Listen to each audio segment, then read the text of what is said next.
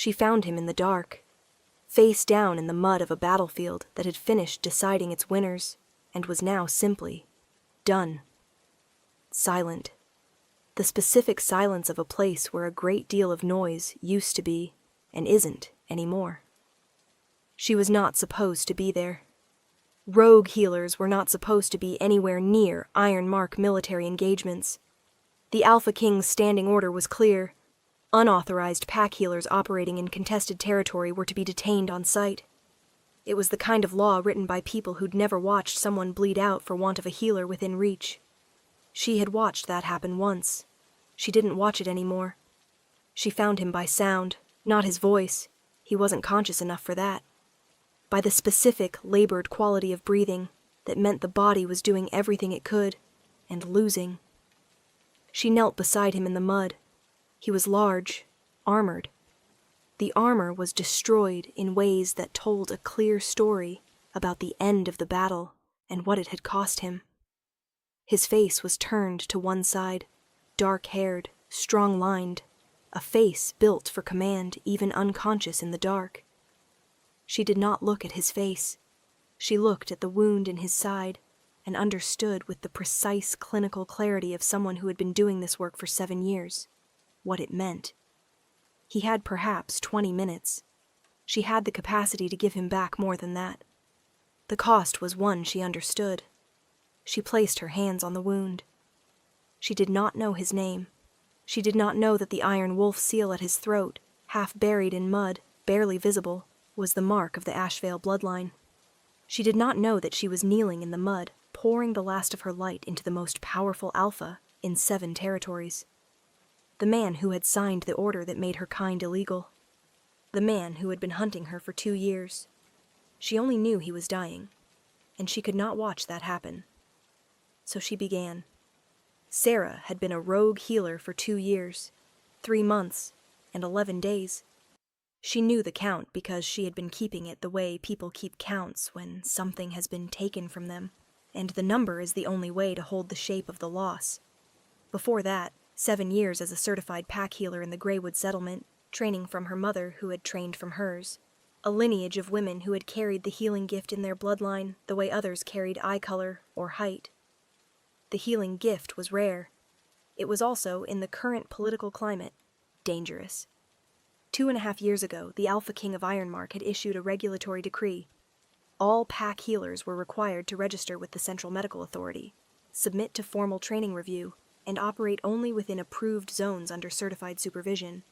The stated reason was standardization and safety. The actual reason was control. Sarah had understood this immediately because she had been present, indirectly, through the Settlement Council briefings, for the discussions that preceded the decree.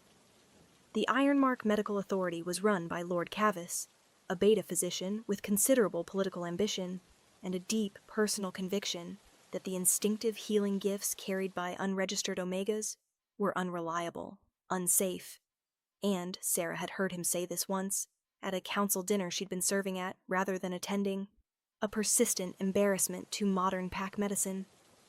What Lord Cavis meant, translated into plain language. The gift healers worked without his oversight, answered to their communities rather than to him, and consistently produced results that his credentialed physicians found difficult to explain and impossible to replicate. He had spent 4 years building the political case. The Alpha King had signed the decree. Sarah had refused to register, not out of defiance, or not only, out of the specific practical understanding that the registration process required healers to submit their patient records for review, which meant the communities she served, people who had been hiding in the border settlements for years for their own reasons, would be exposed. She had made promises. She had kept them. She submitted her refusal in writing, explained her reasons clearly, and waited. The response had been a removal order and a warrant. She had been moving since then. 2 years, 3 months, 11 days. Border settlements, forest margins, the dead zones between pack territories where the law had thin coverage and desperate people still needed healers. She slept in different places. She kept her supplies in a pack that was always ready to move. She did not make friends, exactly. She made the kind of connections that formed fast and mattered genuinely. and had to be released without warning when the warrant caught up to her location. She had learned to hold things lightly. She had not learned to walk past a dying person. That lesson had never taken. The battlefield was 3 miles from the nearest settlement, in the contested strip between Ironmark's eastern reach and the Thornback border. Sarah had been moving through it by necessity. It was the fastest route between 2 settlements she served. When the light faded and the sounds of the day's engagement stopped, which meant one side had won and both sides had withdrawn to count what they'd kept and what they'd lost. She had waited an hour in the tree line, standard practice, long enough for the serious aftermath activity, the medical units, the tactical withdrawal, the body recovery, to move through. Then she crossed. She found 3 people still alive in that crossing. 2 she stabilized with fieldwork, clean the wound, seal the worst of it, leave supplies and coordinates for the nearest settlement. Standard. The 3rd was different. She found him 50 meters from the tree line's eastern edge, face down, the mud around him dark. Her first assessment was fast and professional. Large male, full armor bearing the marks of close combat, alive by a margin that was getting thinner while she was measuring it. She turned him over carefully, checked his airway, found the primary wound, a blade injury to the left side, deep, the kind that bled internally in ways that surface treatment couldn't address. She looked at his face, strong, built for command.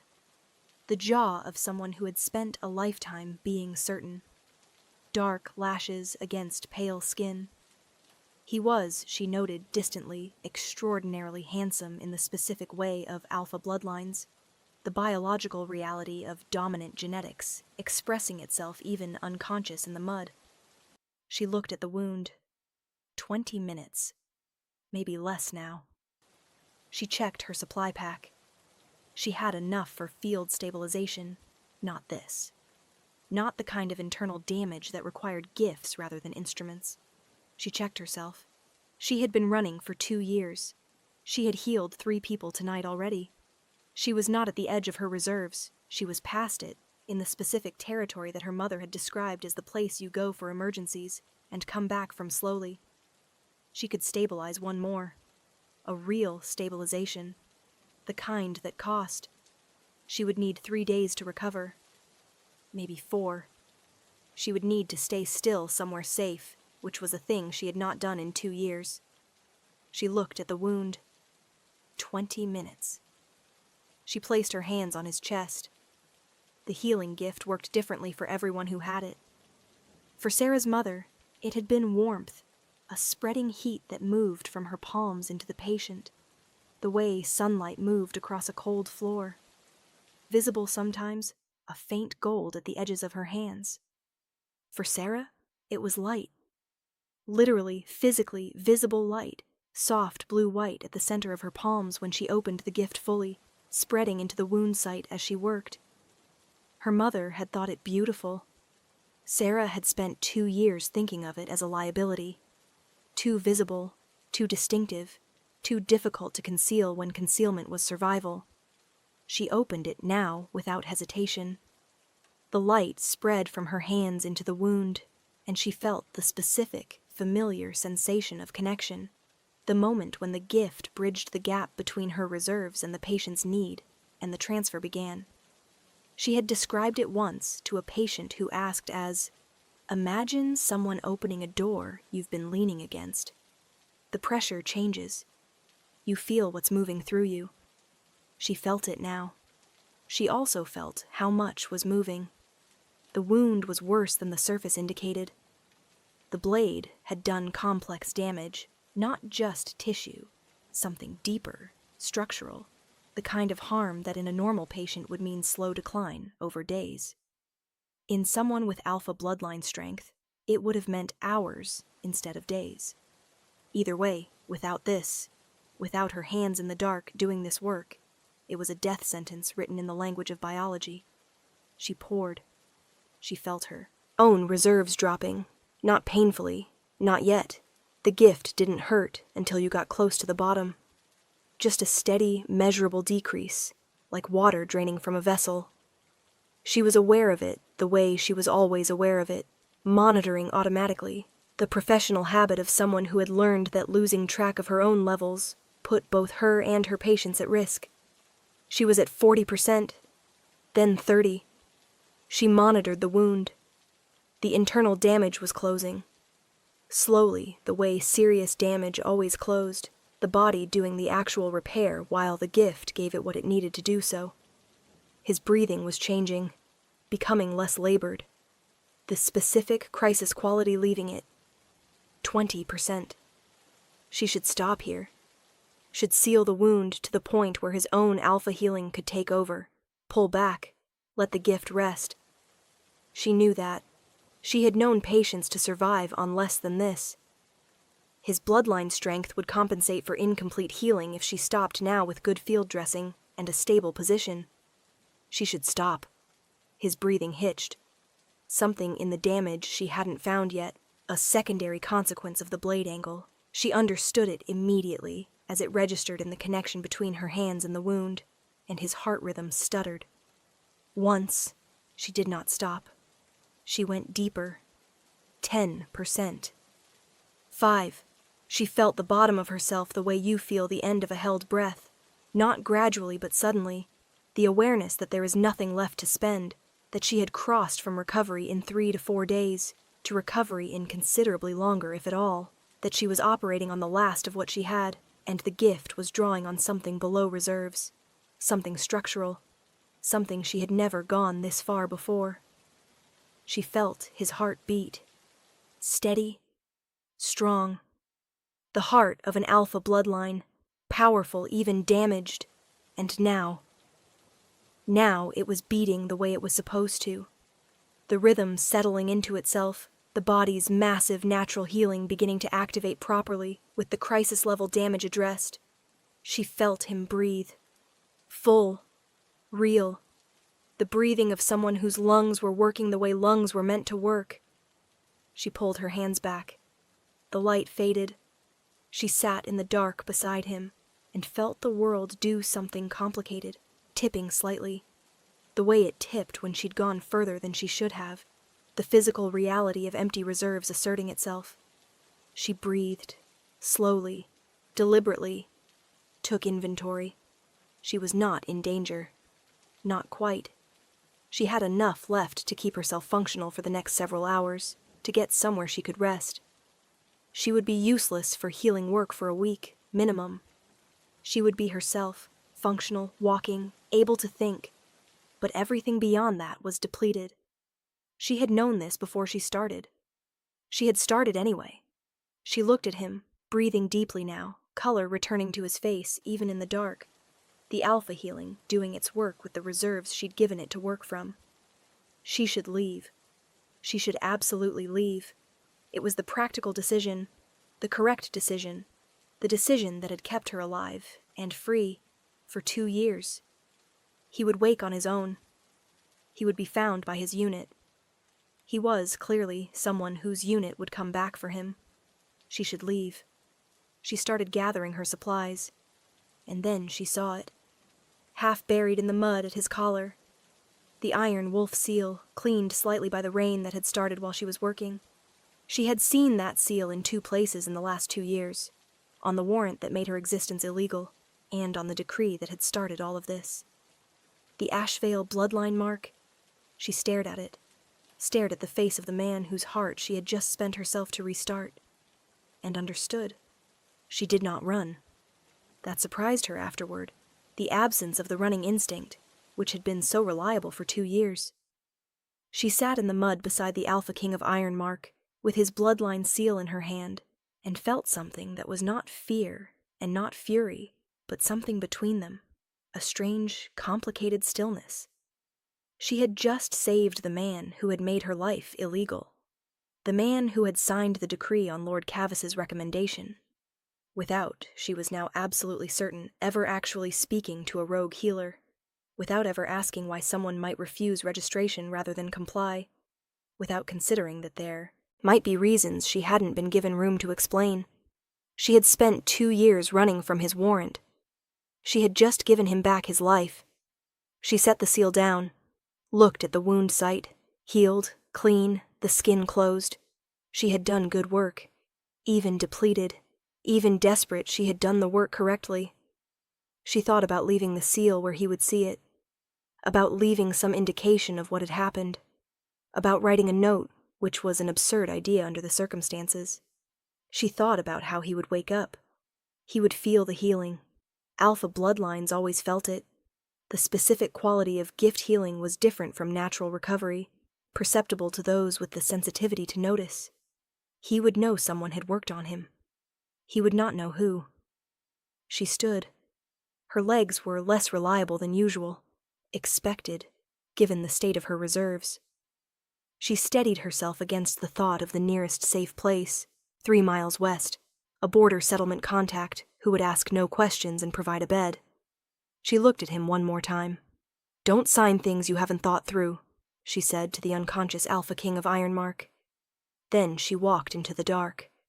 Alpha King Kadron Ashvale woke at dawn. He woke knowing 3 things simultaneously, the way trained warriors woke, where he was, that he was alive, and that something had happened that he did not have full information about. He was on a battlefield, Eastern Sector.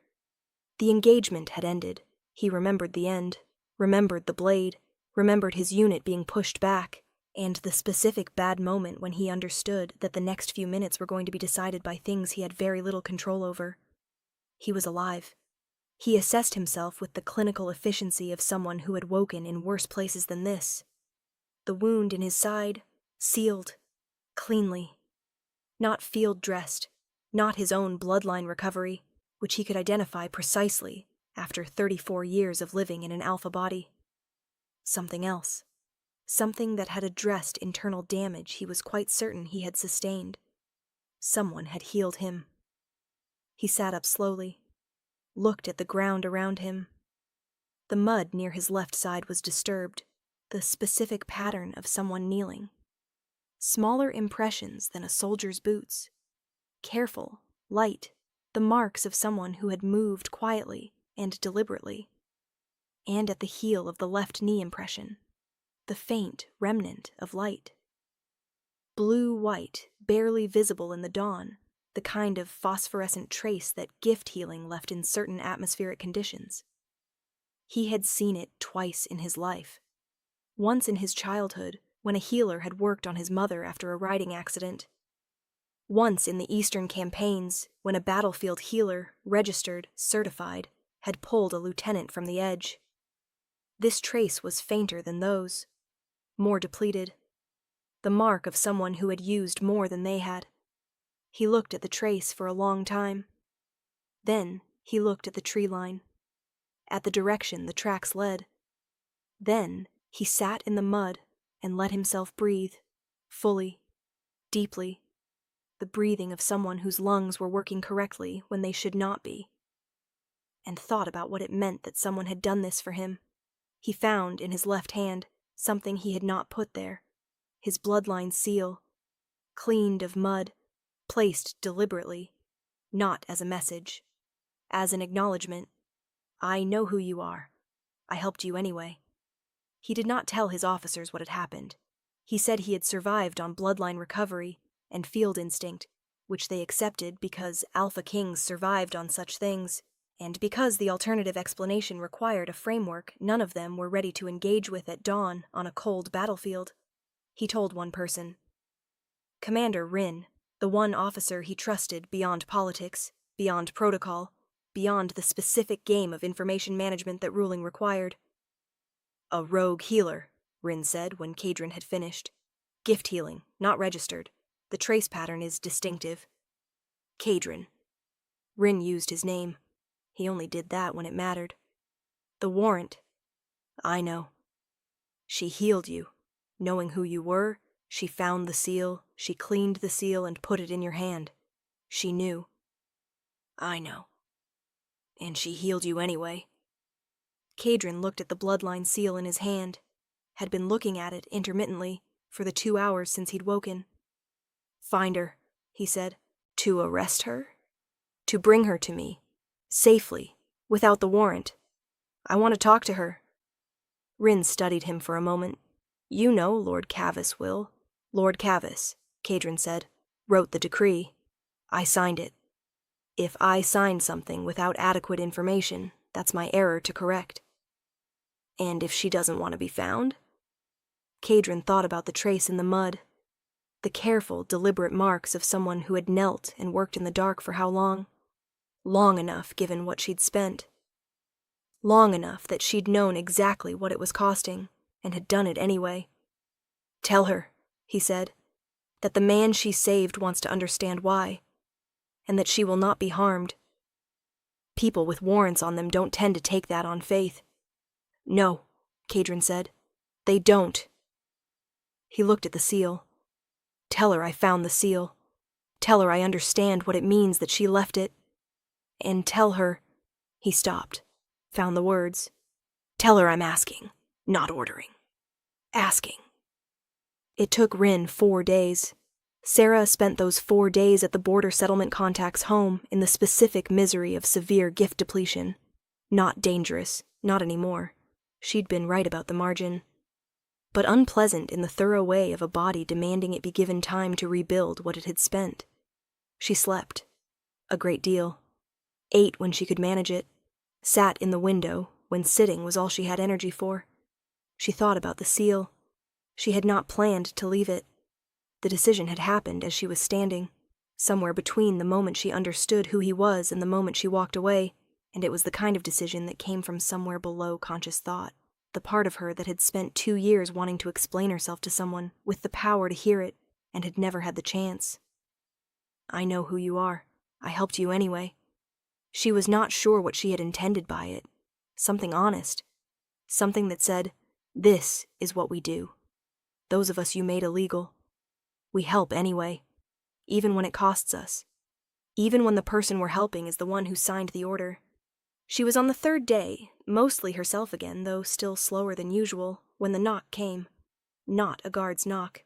Not the warrant knock she had been dreading for 2 years. The specific, authoritative sound of official intent. A single, deliberate knock.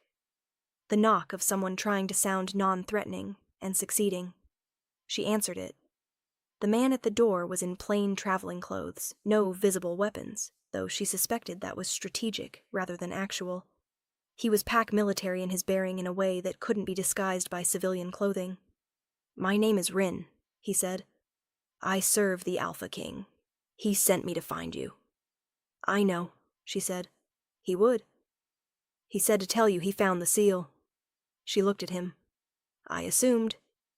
He said to tell you he's asking, not ordering. She was quiet for a moment. And if I say no? Rin met her eyes.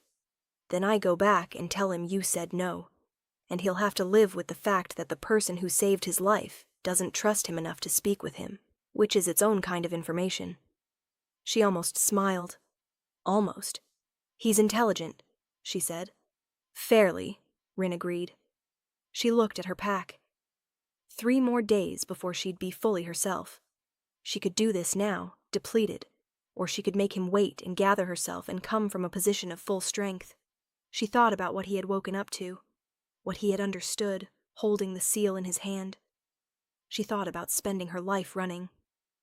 I need 2 more days, she said. Then I'll come.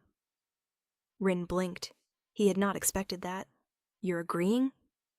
I'm agreeing, she said. 2 days. He'll want to know why 2 days. Tell him I spent too much in the field and I need time to recover. She met his eyes. He'll understand what that means. She came to the Ironmark capital on the 5th day after the battlefield, not under guard. Rin had offered an escort. She had declined. She arrived on her own terms, through the main gate, giving her name to the gate guards who had clearly been briefed. They let her through without the warrant check that should have stopped her. That meant something. She did not let herself decide what it meant yet. She was brought to a small receiving room, not the formal throne hall, not a council chamber. A room with a window and 2 chairs and a low table, and the specific, unpretentious quality of a space used for real conversations rather than performances. She had been waiting perhaps 10 minutes when the door opened. He was not what she had assembled from the warrant documents and the decree text and the abstract political figure of 2 years of running. She had not let herself think of him as a person, specifically. It had been easier that way. He was a person. Tall, dark-haired. The face she had seen in the mud was cleaned and composed now, bearing the marks of someone who was not yet fully recovered, but was managing it through will. His eyes were gray, and they found her immediately with the complete reading attention of someone who had been thinking about this meeting since he woke up on a battlefield. He did not sit. Neither did she. They looked at each other across the small room. "You knew," he said, "when you found the seal." "Yes." "And you healed me anyway." "Yes." Why? She had prepared for this question, had thought about it for 5 days, had several true answers, all of them partial. "Because you were dying," she said, "and I was there, and I could help." "That's not all of it." "No," she said, "but it's the most important part." He was quiet. "What's the rest?" "The rest is—" She stopped, started differently. "I've been running for 2 years because I couldn't find anyone who would listen. Every door I tried, every formal channel, every council contact, every request for an exception hearing, closed. Nobody wanted to hear why someone might refuse registration rather than comply. It was easier to call us rogue than to ask what we were protecting." She held his gaze. "I couldn't leave a note in the dark, but I could leave the seal. I could make it impossible for you to wake up without understanding that the person who saved you was the person you've been hunting.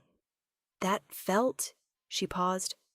"It felt like the closest thing to being heard that I was going to get." The room was very quiet. "I signed that decree," he said, without speaking to a single unregistered healer. "I know." Lord Cavis's review committee was composed entirely of registered physicians with a professional interest in eliminating competition from gift healers, she said. "I know who was on the committee. I know what they found and what they chose not to look at." He looked at her steadily. "You've been paying attention." "I've had 2 years with nothing to do but pay attention," she said. "You sign things. I live in them." That landed. She could see it, not flinching. He wasn't a man who flinched, but the specific settling of someone receiving information they cannot argue with and don't intend to. "Sit down," he said. "Please." She sat. He sat across from her. "Tell me about the registration process," he said. "Tell me what it actually does to the communities you serve." She looked at him. He was not performing attention. He was not managing her. He was sitting with 2 hands on the table, and his full focus on her face and the specific quality of someone who has made a decision about how to use the next hour, and has decided to spend it listening. She had been waiting 2 years and 3 months and 11 days for someone to say that. She told him. All of it, the patient records that registration required, the communities that would be exposed, the promises she had made and why, the specific people in specific settlements whose safety depended on the confidentiality she provided. She told him what the gift actually was, how it worked, what it cost. She told him about the 3 people on the battlefield before him, and what each of them had needed, and what she'd had left when she reached him. He listened. He asked questions that were precise and relevant, questions that told her he was building a real understanding, rather than a political framework for a predetermined conclusion. He asked at one point, "What would a registration system have to look like to not cause the harm you're describing?" She stopped. "You're asking me to design it," she said. "You know the problem better than anyone who's had input so far," he said. "You've lived in it." She looked at her hands, the ink stains she'd given up removing, the calluses from the pack she'd carried for 2 years, the faint, silver trace at her left palm that gift healers developed over years of work. "Confidentiality protections for patient records," she said. "Real ones, not ceremonial. Community-level registration rather than individual, and a review board that includes practicing gift healers, not just credentialed physicians." "That's a start," he said. "It's the minimum," she said. "Yes," he said. "It is." The meeting lasted 3 hours. When it ended, the warrant against Sarah was formally suspended pending review. Not rescinded, not yet, because the political reality of policy change required more than one conversation, and she understood that, and he did not pretend otherwise. But suspended. She walked out of the small receiving room into the late afternoon light of the Ironmark capital, a city she had never visited in 2 years of running from its laws, and stood for a moment on the steps, breathing the air of a place that was not, at this exact moment, trying to arrest her. Rin was waiting at the bottom of the steps. "Well?" he said. "He listened," she said. She still sounded slightly surprised by this. "He tends to," Rin said, "when someone can get past the layers of people telling him what he wants to hear. The layers are considerable." "Yes. You went through them anyway." She looked at the building she'd walked out of, at the window of the small room where she could see, at the edge of visibility, a figure still standing.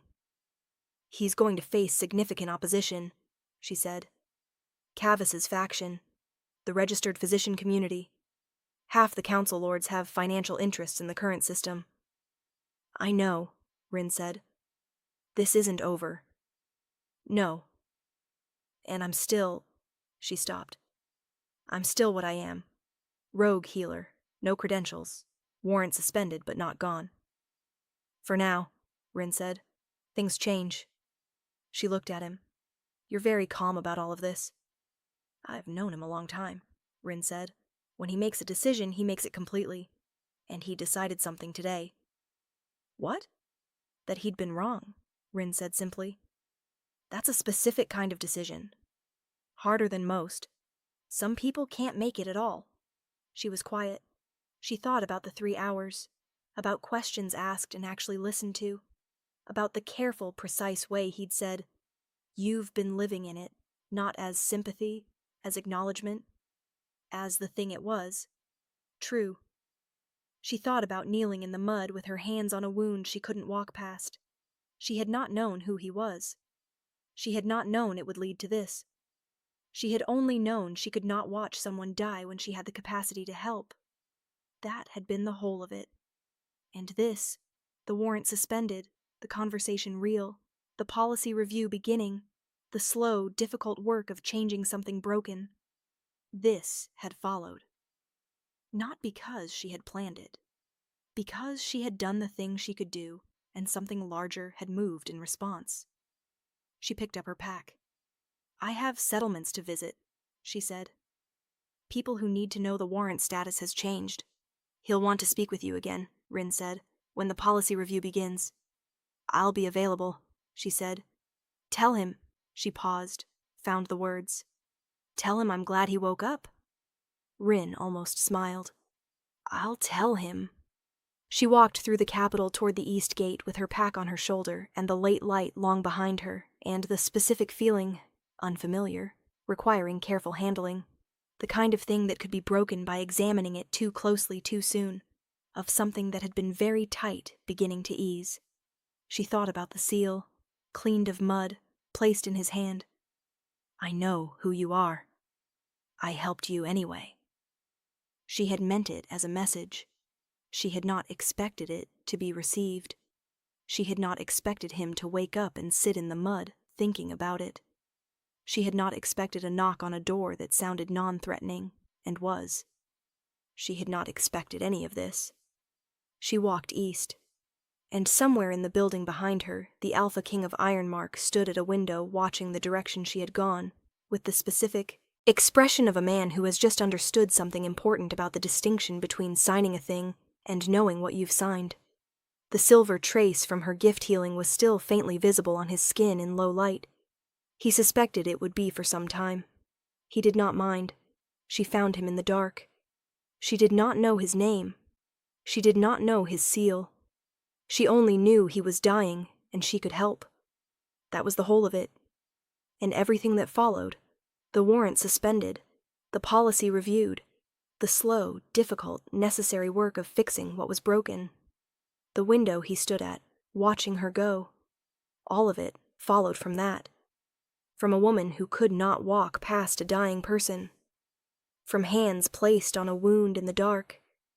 From light given freely to someone who had made her running necessary, and who, when he understood what she had done, chose to listen.